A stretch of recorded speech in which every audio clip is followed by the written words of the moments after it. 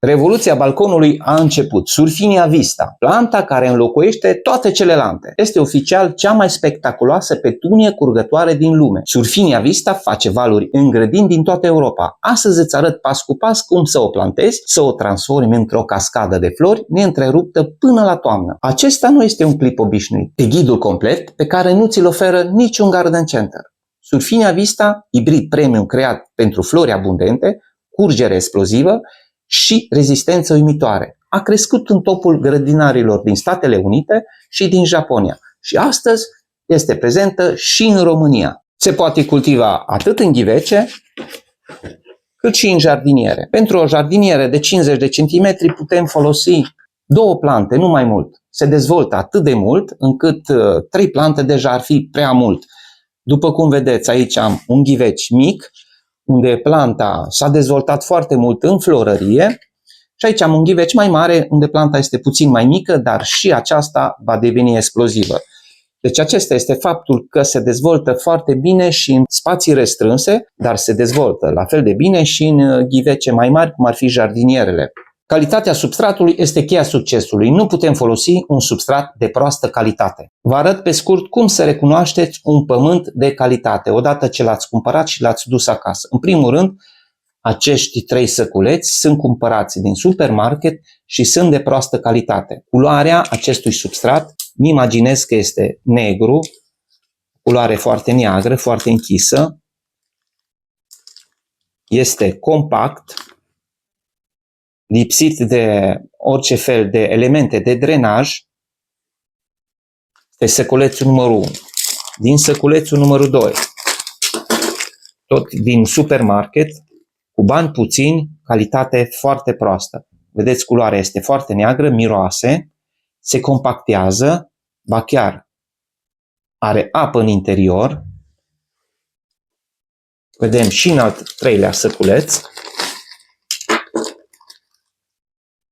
Și acesta este de culoare neagră și nu este bun pentru a fi folosit atât la plantele de interior, cât și cele care le cultivăm pe balcoane. Deci dacă găsiți substrat de culoare neagră, ce se compactează, nu puteți să-l folosiți la plantele cultivate în ghiveci. Vă omoară plantele și nu aveți rezultatul dorit. Apoi veți da vina pe cultivatorii de plante că vi-au livrat plante care nu au fost sănătoase. Și de fapt, substratul este problema cea mai mare.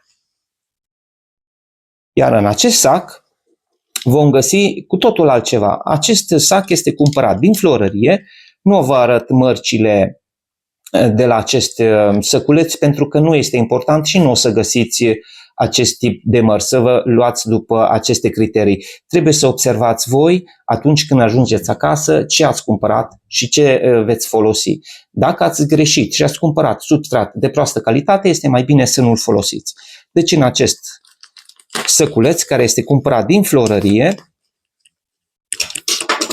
vom observa imediat diferența. Diferența este și de preț, costă aproape dublu, dar după cum observăm, culoarea este maronie, nu este deloc negru, are înăuntru perlit, se pot găsi și altfel de materiale drenante, în acest caz văd că este perlit. Dar ce este cel mai important este calitatea pământului, calitatea turbei. Deci dacă veți avea aceste două diferențe, dacă o veți cumpăra din 2 locuri diferite și găsiți negru și maro, să știți că această parte, acest substrat nu este bun, vor apărea musculițe, larve, iar plantele nu se vor dezvolta. Acest pământ, după cum ați văzut, reține și apa, chiar în săculeț era apă stagnantă, iar acest substrat este foarte moale, nu se compactează și are această culoare frumoasă maronie. În cazul în care ați cumpărat un substrat și este de culoare maro, dar nu sunt prezente aceste elemente drenante, cum ar fi perlitul sau pomice, este suficient să achiziționați puțin perlit și să-l amestecați cu substratul vostru. Un procent de 20-25% este suficient pentru a obține un substrat de calitate. Dar nu uitați, culoarea este cheia. La un substrat de proastă calitate, chiar dacă adăugați perlit, nu veți obține un substrat de calitate. După ce am așezat substrat pe fundul ghiveciului, ne pregătim plantele pentru a le poziționa. Înainte de a scoate plantele din ghiveci, ne asigurăm că nu sunt crescute rădăcini prin găurile de drenaj. Dacă sunt crescute, le rupem ușor, apoi facem o presiune pe fundul ghiveciului pentru a elibera cât mai ușor planta din ghiveci. O extragem, observăm că rădăcinile sunt foarte, foarte bine dezvoltate, le eliberăm ușor, facem aceste mișcări, putem rupe aceste rădăcini de pe fundul ghiveciului, de pe fundul formei ghiveciului inițial. Vedeți, dacă noi rupem aceste firicele care au început să crească circular, vom da posibilitatea ca aceste rădăcini să repornească din această poziție în mod corect. Putem să le ridicăm și în acest fel puțin, din părțile laterale, tocmai de aceea pentru a se dezvolta rapid în jardinieră. Dacă avem un ghiveci mai mic, unde probabil rădăcinile s-au dezvoltat mai mult, facem același procedeu. Vedeți că rădăcinile deja au umplut ghiveciul, aici va trebui să rupem mai mult, desfacem toată această parte și vom stimula rădăcinile să reînceapă și să crească sănătos în ghiveci. Este destul, după cum vedeți, să luăm aceste acumulări de rădăcini și plantele vor fi pregătite pentru plantare. Pregătită jardiniera, după ce am pus substrat pe fundul ghiveciului, nu mai rămâne decât să poziționăm plantele și să completăm cu substrat. Plantele noastre de surfinie sunt foarte bine dezvoltate, iar riscul ca să rupem lăstari și flori cu acest procedeu este foarte, foarte ridicat. Și aici intervine procedeul meu cel mai preferat. Cele două ghivece, care inițial au găzduit plantele, le așez în jardinieră, undeva la 1 centimetru mai jos decât bordul jardinierei, adaug substratul, completez de jur împrejurul ghivecelor, chiar dacă intră în aceste ghivece de plastic, nu este nicio problemă.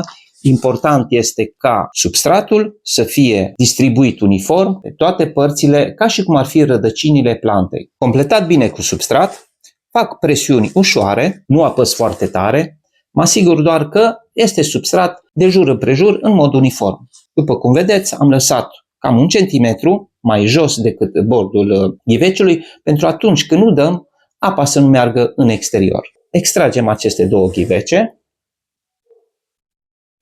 Au rămas două forme, exact ca și formele rădăcinilor. Luăm pur și simplu plantele noastre pregătite în prealabil și le introducem în aceste găuri făcute cu aceste forme de ghiveci. Plantele nu suferă niciun fel de stres, le poziționez foarte ușor, fără să facă niciun fel de daună plantei. În acest fel avem certitudinea că substratul este de jur împrejur, fără pungi de aer, iar plantele noastre sunt exact așa ca atunci când le-am achiziționat. Udă generos imediat după plantare, dar fără să băltească. O udare completă a substratului ne dă certitudinea că rădăcinile se vor prinde cât mai rapid.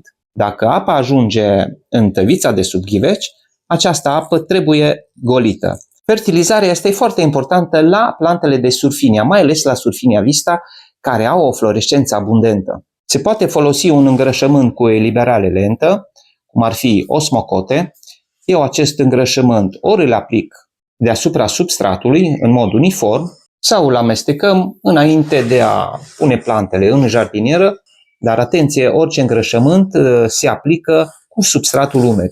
Orice fertilizant este bogat în azot, azotul are un consum ridicat de umiditate, iar dacă nu găsește umiditate în substrat, va extrage umiditate din plantă, așa zisa arderea plantei. Fertilizantul granular îl introduc ușor în suprafața substratului, introduc puțin în substrat, deci îl amestec ușor cu mâinile sau pur și simplu îl amestec înainte de plantare. Acești fertilizanți îi găsim cu ușurință în centrele specializate și în florării. Pe lângă osmocote, se poate găsi și Plantela Formula 365, Compo Blaucon, Cristalon galben 13-40-13, Cristalon roșu 12-12-36 și mulți alți fertilizanți. Important este să fie dedicați plantelor înflorite de balcon. Citiți cu atenție întotdeauna instrucțiunile de pe ambalaj și nu uitați, se folosește cu substratul umed. Se udă în prealabil, apoi se administrează acest fertilizant. Sulfinia vista este foarte, foarte rezistentă, dar nu invincibilă. Putem să le tratăm și să le protejăm de păianjenul roșu, de musculițe albe, de afide, cu uleiul de nim. Odată la săptămână, odată la 2 săptămâni de zile putem să stropim cu un produs deja pregătit pentru a fi utilizat sau putem să procurăm în formă concentrată, destul să citim instrucțiunile de pe ambalaj și să stropim cu acest produs. Sau pur și simplu cu același produs, udând substratul, uleiul din nim va fi absorbit de plantă și va fi un repelent foarte, foarte eficient împotriva acestor dăunători. Pentru a ajunge la florescența maximă, are nevoie de 6 până la 8 ore de soare pe zi.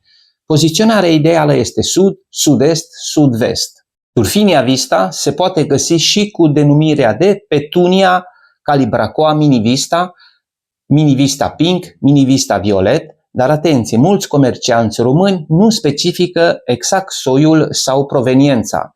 Pentru a fi siguri că ați achiziționat Sulfinia vista sau minivista, trebuie să găsiți marca producătorului. În acest caz, singurul care poate produce în momentul de față în Europa este Proven Winners, deci toți cultivatorii trebuie să cumpere răsaduri pentru a le putea vinde, dar toate trebuie să fie însoțite de această marcă. Ori această marcă este specificată pe ambalaj, ori pur și simplu este o mică etichetă care confirmă acest lucru. Dacă ți-a plăcut acest tutorial, abonează-te la canal. Costul este derizoriu, cât o cafea și un corn, dar pentru mine înseamnă susținere reală. Mă motivează să merg mai departe și să-ți ofer conținut de calitate. Abonații au acces la clipuri exclusive nemontate, teste în premieră din grădină și răspunsuri personalizate. Până la următorul video, eu vă spun la revedere!